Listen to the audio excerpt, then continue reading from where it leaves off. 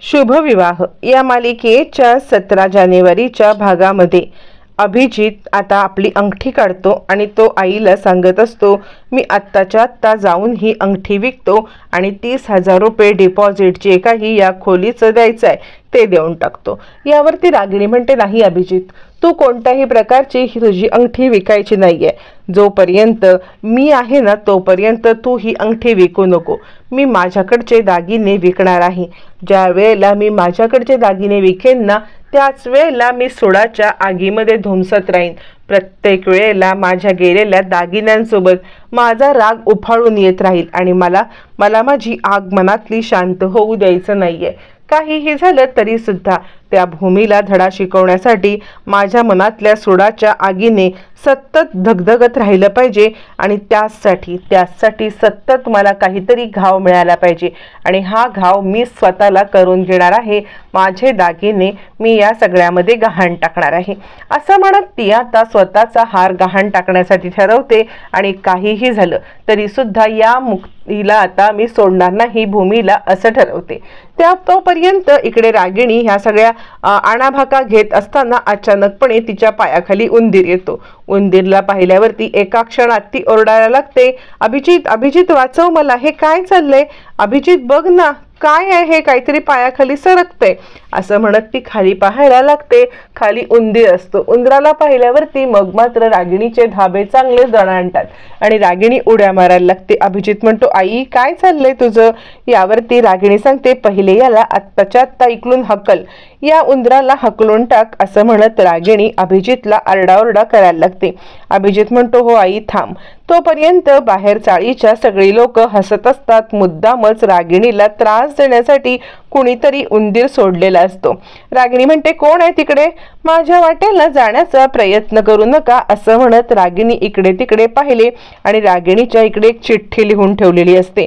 रागिणी खूप मोठी चोर आहे, आत्तापर्यंतची अट्टल गुन्हेगार।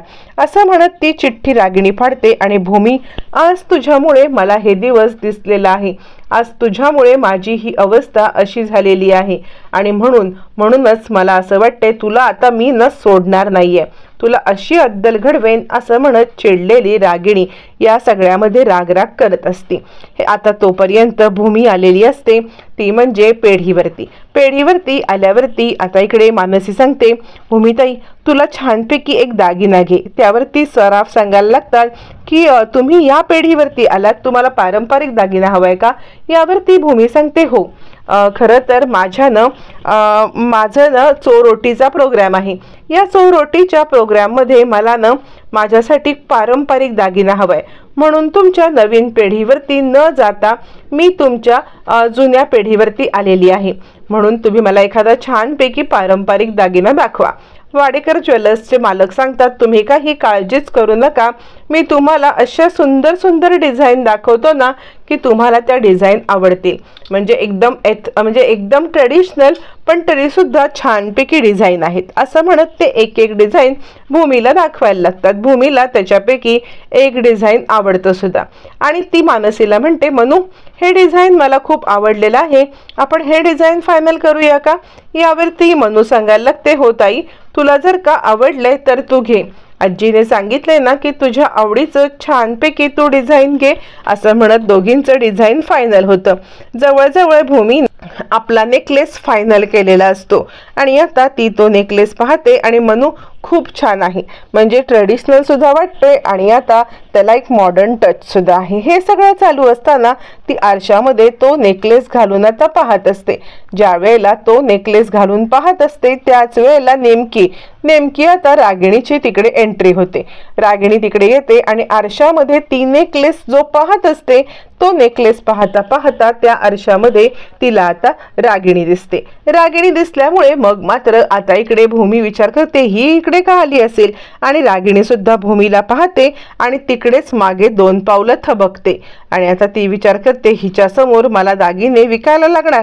तोपर्यंत पौर्णिमा आलेली असते नीलांबरीकडे पौर्णिमा येते आणि तिला सांगते, हे बघ मी तुला जे काही सांगते ते नीट ऐक. हे बघ त्या भूमीचं चोरोटीचा प्रोग्राम आहे आणि या चोरोटीच्या प्रोग्राम मध्ये तू काहीही झालंस तरी सुद्धा सामील व्हायचंच नाहीयेस. किती काही हे आलं ना तरी सुद्धा तू त्या ओटीच्या प्रोग्राम मध्ये सामील नाही व्हायचंस. असं म्हटल्यावरती आता मात्र नीलांबरी म्हणते, अगं पण असं कसं, काय कारण देऊ मी त्यांना.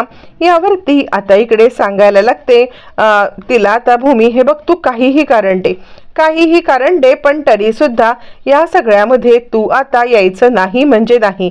तुझ्या मुलीला आणि जावयाला बदनाम करून त्यांनी घराबाहेर काढले आणि तू त्यांच्या प्रोग्राम मध्ये जाणार का. मला हे अजिबात पटलेलं नाहीये, तू जायचं नाहीस. असं म्हटल्यावरती नीलांबरी म्हणते, ठीक आहे पण तरी सुद्धा ते मला इकडे बोलवायला आले तर. पौर्णिमा सांगते, आले तर आले, तू त्यांना सांग की अजिबात या सगळ्यामध्ये मी तिकडे येणार नाहीये. कळू दे त्यांना पण कसा भूमीचा प्रोग्राम होतोय ते, कारण आईने चोर ओटी भरल्याशिवाय पुढचं होतच नाही ना. तू जर का चोर ओटी भरलीच नाहीस तर या सगळ्यामध्ये भूमीचे चोर ओटी भरलीच जाणार नाही. असं म्हणत असतानाच आता दार वाजतं. आजी आणि आकाश आलेले असतात. दोघ जण या सगळ्यामध्ये आता नीलांबरीला चोर ओटीचं आमंत्रण द्यायला आलेले असतात. नीलांबरी दार उघडते आणि या बसा असं म्हणायला लागते. तोपर्यंत इकडे आता आजी येते आणि नीलांबरी ताई, मी तुम्हाला खरं तर आमंत्रण देण्यासाठी आलेली आहे. त्यावरती नीलांबरी म्हणते, आमंत्रण, कसलं आमंत्रण. त्यावरती आता इकडे आकाश आणि आजी सांगायला लागतात, भूमीला 3 महिने पूर्ण झालेले आहेत. 3 महिने झाल्यामुळे तिची आता चोरोटीचा प्रोग्राम आहे आणि हा चोरोटीचा प्रोग्राम आईशिवाय कसा पूर्ण व्हायचा. त्यामुळे आज भूमीच्या चोरोटीचं आम्ही तुम्हाला आमंत्रण द्यायला आलेलो आहोत. असं म्हणत ती आता इकडे नीलांबरीला आमंत्रण देण्यासाठी आलेली असते. त्यानंतर आजी म्हणते, आई आल्याशिवाय हा प्रोग्राम होणार तरी कसा.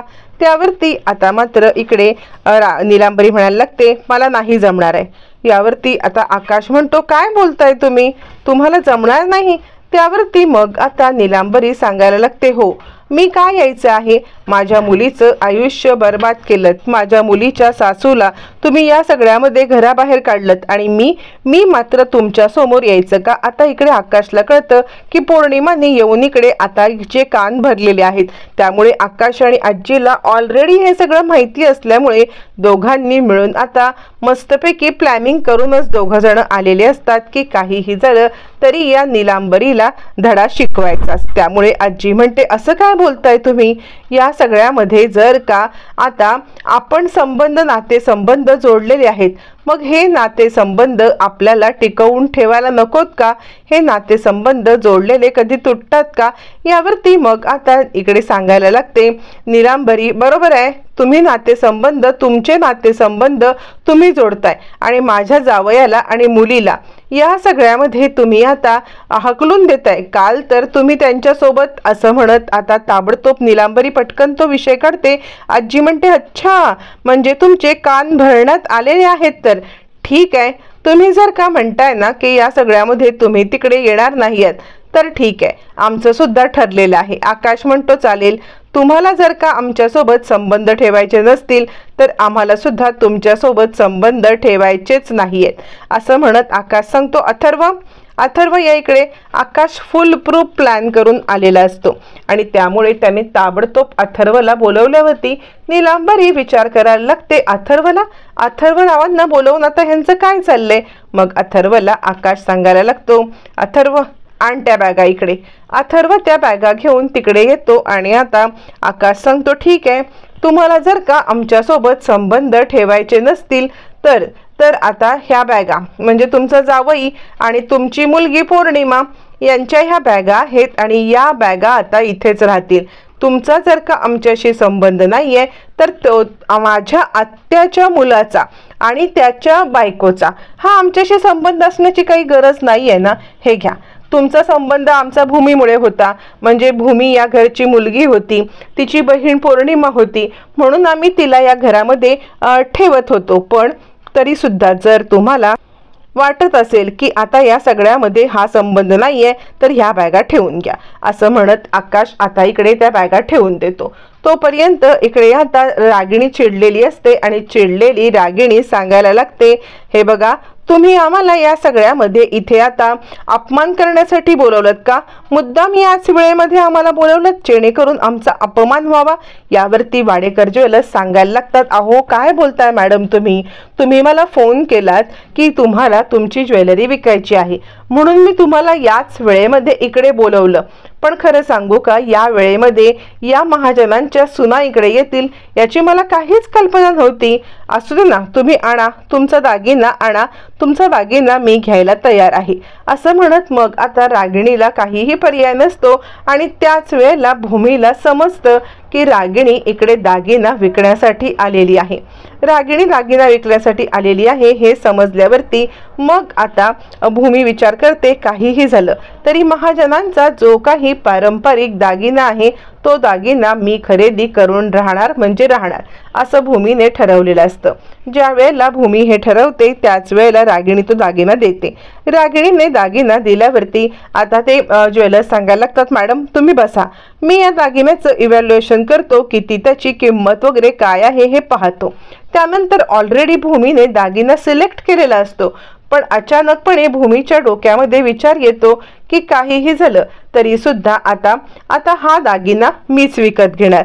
मग भूमी सांगते, माझा हा आधीचा दागिना आहे ना हा बाजूला ठेवून द्या, हा दागिना बाजूला ठेवा आणि आत्ता सध्या मला हा दागिना नको आहे तर मी हा हार विकत घेते असं म्हटल्यावरती आता इकडे वाडेकर सांगायला लागतात, पण मॅडम तुम्ही हा हार सिलेक्ट केला होतात ना? भूमी सांगते, हो पण मला आत्ता हा घ्यायचा आहे. रागिणी म्हणते, ठीक आहे, हिला हा हार घ्यायचा असेल तर मला हा हार विकायचा नाहीये. यावरती आता ही माझा हार घेऊच शकत नाहीये. भूमी म्हणते, तुमचा याच्यावरचा अधिकार संपलेला आहे. तुम्ही हा दागिना ज्या वेळेला वाडेकरांना विकलात त्याच वेळेला त्याच्यावरचा अधिकार तुम्ही ऑलरेडी गमावलेला आहे.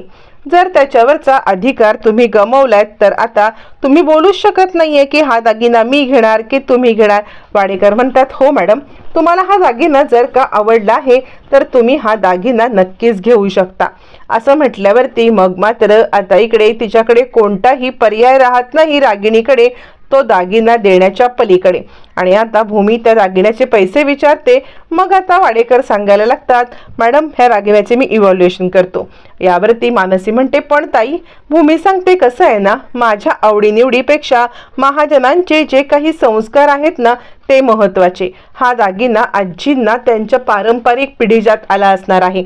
आजींनी सुद्धा हा दागिना घातला असणार आहे. आजीच्या सासूबाई किंवा आजीच्या आजी सासूबाई या सगळ्यांनी सुद्धा हा दागिना परिधान नक्कीच केलेला असणार आहे. त्यामुळे याला महाजनांची एक पिढीजात परंपरा आहे. जी पिढीजात परंपरा पटवर्धनांना कशी काय समजणार? आणि त्यामुळे हा दागिना आता मी खरेदी करते आणि काहीही झालं तरी सुद्धा हा दागिना मी कोणाच्याही हातामध्ये जाऊ देणार नाहीये असं म्हणत फायनली भूमीने तो दागिना घेतलेला असतो आणि आता तोच हार रागिणीच्या तोंडावरती मारत भूमीने बरोबर तिला आता या सगळ्यामध्ये अडकवलेलं असतं. हे सगळं चालू असताना रागिणीचा जळफळाट होत असतो, पण तिच्या हातात काहीच नसतं. हातामध्ये काही नसल्यामुळे आता मात्र ती चिडफिड करत नुसती बघत बसलेली असते. हे सगळं चालू असताना भूमी त्या हाराचे पैसे पेड करते. पैसे पेड करून तिकडून निघते. इकडे आता नीलांबरी सांगायला लागते, काय बोलताय तुम्ही? माझा आणि पौर्णिमाला तुम्ही इकडे टाकण्याचा काय संबंध आहे? पौर्णिमा त्या घरची सून आहे ना, असं ना ती तोडता येतात का? आजी म्हणते, का तुम्हीच तर आत्ता म्हटला होतात ना की नाती काय, नाती आज आहेत तर उद्या नाहीत. त्यामुळे जर का भूमीसोबत तुमचं नातं एका झटक्यामध्ये तुटू शकतं तर पौर्णिमाचं आणि आमचं नातं सुद्धा एका झटक्यातच तुटू शकतं ना. तुम्ही या सगळ्यामध्ये आम्हाला अडवूच शकत नाही की आम्ही पौर्णिमाला आमच्या घरात ठेवलं पाहिजे. त्यामुळे तुम्ही काळजीच करू नका. पौर्णिमा आणि अभिजित हे इकडे राहायला येतील. कसं आहे, शेवटी ते तुमचेच हे आहेत ना, त्यामुळे ते इथेच राहायला येणार असं म्हणत आता मात्र इकडे बरोबर डाव साधलेला असतो आकाश आणि आजीने. नीलांबरीला बोलायलाच काही नसतं. आकाश म्हणतो, ठीक आहे आजी, आपण निघूया का? यावरती नीलांबरी गडबडते. गडबडलेली नीलांबरी आता मात्र आरडाओरडा करायला लागते, नाही, तुम्ही असं नाही करू शकत. काहीही झालं तरी सुद्धा तुम्ही पौर्णिमाला इथे कसं ठेवू शकता? आपले नातेसंबंध आहेत. अहो असं काय करताय? अभिजितराव तुमचे आता भाऊ आहेत, त्यामुळे तुमच्या भावाला तुम्ही असं एकटं नाही टाकू शकत. आकाश म्हणतो कसं आहे, नातं होतं भूमीच्यामुळे. तुम्ही भूमीचं नातं तोडलत की नाही? मग भूमीचं नातं तोडल्यावरती आता तिच्या सावत्र बहिणीशी नात्याचं काय आला संबंध? यावरती नीलांबरी म्हणते नाही नाही, असं कसं? भूमी माझी सावत्र असली तरी सुद्धा मुलगीच आहे ना. असं म्हणत नीलांबरी एकदम पलटी मारते.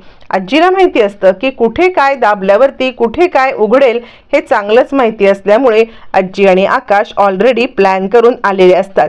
यावरती आकाश म्हणतो कसं आहे, जर भूमीला तुम्ही तुमची मुलगीच मानत नाही यात तर हे नातेसंबंध टिकवण्याची मला काही गरज नाही वाटत. यावरती नीलांबरी गडबडते आणि जास्त गडबडते ती म्हणजे आतमध्ये असलेली चोरून चोरून ऐकणारी पौर्णिमा. पौर्णिमा हे सगळं ऐकत असते आणि त्यामुळे आता ती ताबडतोब बाहेर येते आणि काय चाललंय इकडे? यावरती आता मात्र इकडे आकाश म्हणायला लागतो तू आणि इथे?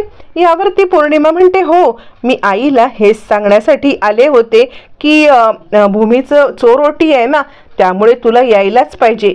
काहीही झालं तरी भूमीच्या चोर ओटीला तुला यायला पाहिजे आणि आता या सगळ्यामध्ये म्हणूनच हे मी सांगायला आले होते. हो की नाही ग आई? असं काय करतेस आणि तू सगळ्यामध्ये काय नाही म्हणत आहेस? काहीही झालं तरी तू तिची आई आहेस ना, तू तिची आई आहेस, त्यामुळे आता मात्र या सगळ्यामध्ये तुला यायलाच पाहिजे. असं म्हटल्यावरती आता इकडे नीलांबरी म्हणते हो हो, हेच सांगायला ती आली होती. आणि नीलांबरी पूर्णपणे पलटते अचानकपणे, कारण आता जर पौर्णिमाच या घराबाहेर निघाली तर मात्र आपलं काही खरं नाहीये हे तिला माहिती असतं. असं म्हटल्यावरती आता मात्र इकडे आजी सांगायला लागते ठीक आहे, मग काय तुम्ही भूमीच्या चोर ओटीला येणार आहात ना? नीलांबरी म्हणते मग काय, यायलाच पाहिजे की. भूमीच्या चोर ओटीला मी नाही आले तर भूमीची चोरोटी कशी भरून होणार? आजी काहीतरीच काय बोलताय, माझ्या मुलीच्या चोरोटीला मी येणारच. असं म्हणत एका क्षणात आजीने आणि आकाशने बाजी पलटून टाकलेली असते. मग तिघजण निघतात. निघताना पौर्णिमा म्हणायला लागते आकाश भाऊजी ते तेवढं माझी बॅग. यावरती आकाश म्हणतो हो हो अथर्व ती बॅग घे, बॅग घेऊन आपल्याला घरी घेऊन जायची आहे ना, पौर्णिमा घरी येईल ना. असं म्हणत आकाश टोमणा मारतो आणि ती बॅग घेऊन अथर्व निघून जातो. अथर्व बॅग घेऊन निघून गेल्यावरती इकडे चिडलेली नीलांबरी आता पौर्णिमाकडे पाहायला लागते आणि दरवेळेला मला का ग ह्या सगळ्या कोड्यामध्ये तू टाकतेस? तुमच्या घरचे प्रॉब्लेम तुम्ही सॉल्व्ह करायचे, पण नाही, तुम्हाला खोट्यात पडलंस. आधी येऊन मी तुला सांगत होते की नाही त्या भूमीच्या इकडे जायला पाहिजे, तर मारे तोंड वरती करून नाही तुला भूमीच्या इकडे जायचं नाहीये, तुला हे नाही करायचंय, तुला ते नाही करायचं, आणि आता क्षणात पलटलीस सुद्धा. यावरती नीलांबरीला इकडे पौर्णिमा सांगायला लागते अगं असं काय करतेस? वारा येईल तशी वाट फिरवायला नको का? अगं तुला काय कळतंय? त्या घरामध्ये राहणं माझ्यासाठी किती महत्त्वाचं आहे. ती रागिणी कडमडलेली आहे. आत्ता जर का मला सुद्धा या घराच्या बाहेर काढलं तर किती माझा प्रॉब्लेम होईल ही गोष्ट तुला कळत नाही आहे का?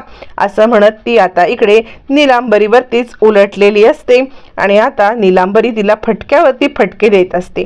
इकडे तोपर्यंत भूमी हार घेते.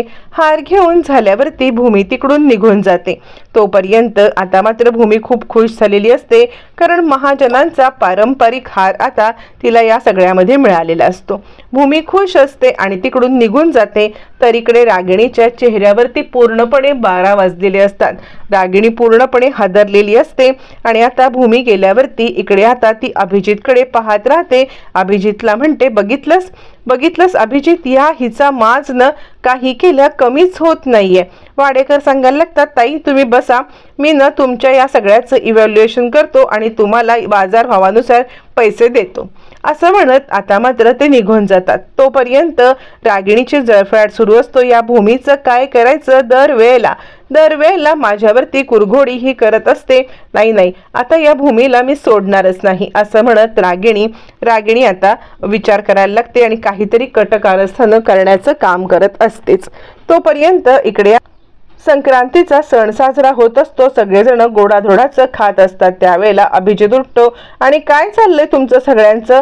तुम्ही या सगळ्यामध्ये आता जे काही करताय ना, माझी आई नसताना हे मला अजिबात पटलेलं नाही। यावरती रागिणी आता नसताना सण साजरे करण्यासाठी अभिजित विरोध करतो। त्यावरती भूमी सांगते, या घरामध्ये कोणत्याही प्रकारचे सणामध्ये प्रॉब्लेम येणारच नाहीये, सण साजरे होणारच। तर अभिजित सुद्धा तिकडे 2 ताटं वाढतो आणि इकडे आता आजी म्हणते, अभिजित 2 ताटं कुणाला? अभिजित म्हणतो, एक माझं आणि एक माझ्या आईचं। मला खात्री आहे की माझी आई या सगळ्यात परत येणारच आहे। यावरती आकाश म्हणतो, हे बघ, तुझी आई या घरात परत येण्याचं सोड, तुझ्या आईची सावली सुद्धा या घरावरती मी आता यापुढे कधीही पडू देणार नाहीये, असं म्हणत आकाशने अभिजितला चांगलंच सुनावलेलं असतं। आणि आता अभिजित आकाशकडे रागारागात पाहायला लागतो।